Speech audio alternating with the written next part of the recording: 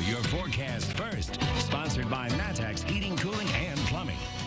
All right, tonight we're looking at the satellite radar picture, and all is calm out there. A lot of cloud cover. You may see a little bit of that blue popping up, a lot of that not reaching the ground. Could you see a flurry? Possible, but we're not expecting really anything here as we go throughout the course of tonight. It's just going to be a little chilly as temperatures have dipped down to the upper 20s now in Champaign, 29 degrees.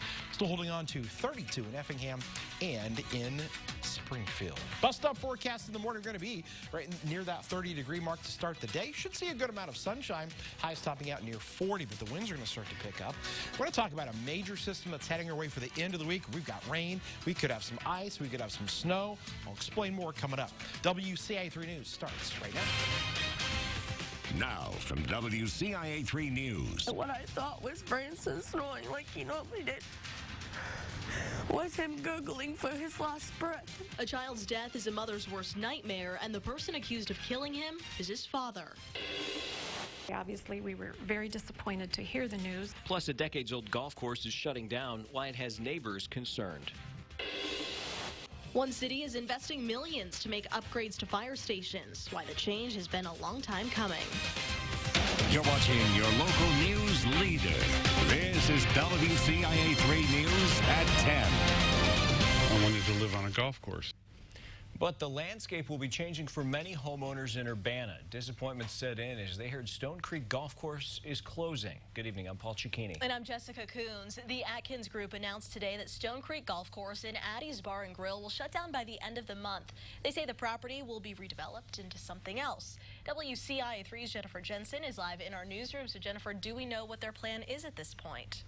Jessica, it's still very early in the planning stages. While it hasn't been finalized, the Atkins Group says it'll turn into a natural open space with walking trails.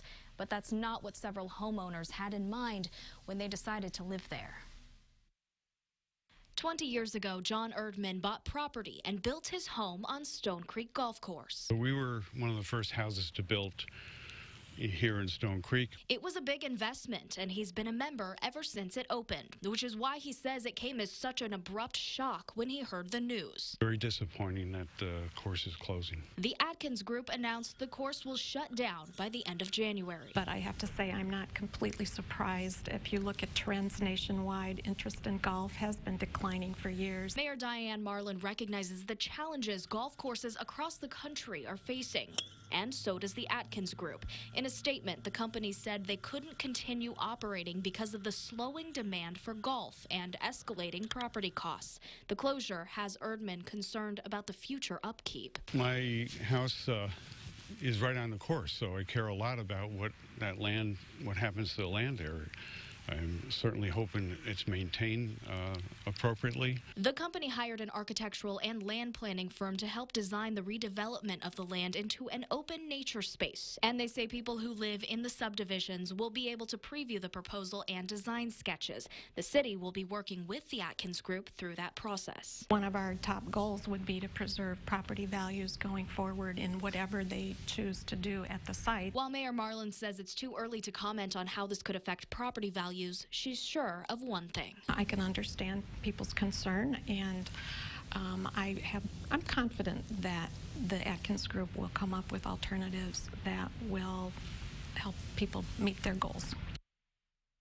The Atkins Group says they will share the master land plan information and design this spring. They're giving a full refund for all paid season golf passes.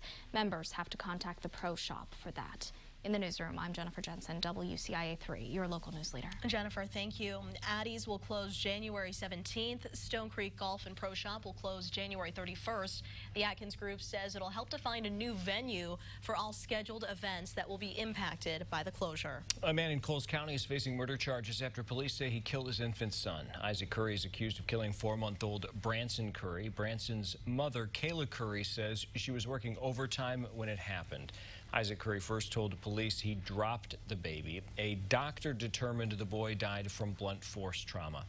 Kayla Curry says she came home to her baby already asleep and she couldn't prepare for what was to come next.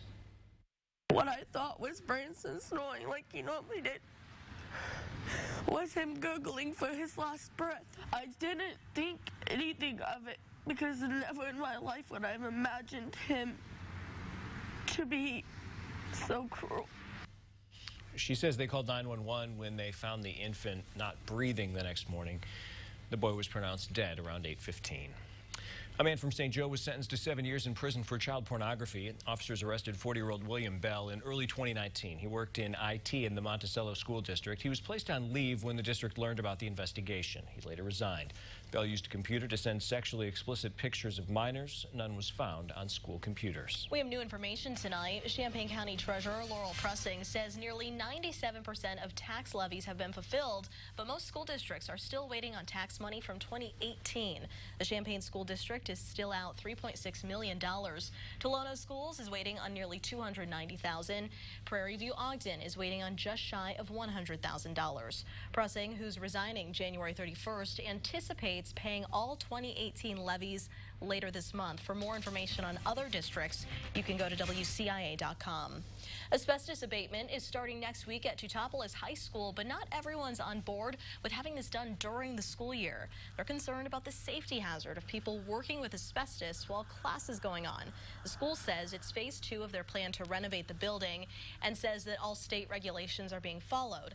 A parent we talked with today says it's not enough. Even with all the barriers and all of the regulations in place, they did touch on the fact that they are following all of the rules, which that's great. But I feel sometimes it's more about the risk and the parents' concern than it is over rules and regulations. 400 people signed a petition started by concerned parents. They will present it next Monday when the school board meets to talk about that abatement.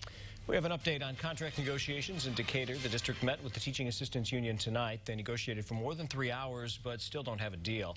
Teaching assistants went on strike for 3 days in October before returning to class. The biggest issues have been pay and health insurance. Parents and teachers in Decatur gathered this afternoon to keep the momentum of a new organization going. In November, a parent-teacher group formed for Stephen Decatur Middle School. This was partly in response to ongoing fights at the school and concerns there needed to be more involvement from parents and teachers outside of school. The members discussed various ideas to bring students, parents, and teachers together in fun, interactive ways, including a game night, for example. One member we spoke to says she's encouraged to hear positive discussion and hopes the PTO's mission remains strong. I just hope that they continue to, be ongoing with it and as well pass it on. Like I said, pass the torch. You don't want to just do something sporadically. You want to be able to do something because you can still change a student's life one day at a time. She hopes the increased engagement does make an impact on students, whether those students are at risk or not. A road in Urbana will be closed for the rest of the night. Crews are working to fix a water main break, which happened around 6 p.m. Vine Street will be closed from Water to University Avenue. The only customers affected were businesses, and everything should be repaired by tomorrow morning. 6 days into the new year, and 2 fire departments have already been called to 7 fires in the past week. Rantoul and Thomasboro are volunteer departments that have a mutual aid agreement. They've been called to a mix of home and business fires. Most have started near an oven or chimney. By this time last year, Rantoul had only been called out to 2 fires. Big changes are coming to Decatur's fire stations. That's right. Several have been in need of a makeover for years. Now the city's investing millions of dollars to get the job done. WCIA 3's Emily Braun is here. So, Emily, how many stations are there and how many are getting a makeover? Paul, the city of Decatur has 7 fire stations, and 3 of those will be entirely or almost entirely new. And that's because fire officials say they've been in major need of upgrades to bring them up to code. We told you about the brand new Station 5. That project has taken longer than expected, but the fire chief says it should be all done by the end of this month. And tonight, the city council went over architectural plans for the new Station 3. The current station building is almost 100 years old. It's not up to code, and with changing times comes a big need for new modern facilities. Much more conducive to having individual cubicles than having open dorms as we've integrated females and just people for privacy and studying and stuff like that. I think it'll be a better setup for everybody, and that's the way we're progressing with all of them. He says the new Station 3 should break ground by summer and should cost around $2.7 million. Station 7 is also getting redone and should cost about the same. So if you add in the cost of Station 3, it's almost a $9 million investment total from the city. But the fire department says these changes will be of big benefit, not just to firefighters, but also the community. Jessica? Well, it sounds like it's needed everywhere. All right, Emily, thanks. Marijuana had massive sales the first day it was legal in Illinois. How much has been sold since then? Plus, one dispensary took the day off today. Why it decided to close the door. And later, Illinois basketball's win over Purdue was more than a blowout. What it also means for the team's defense.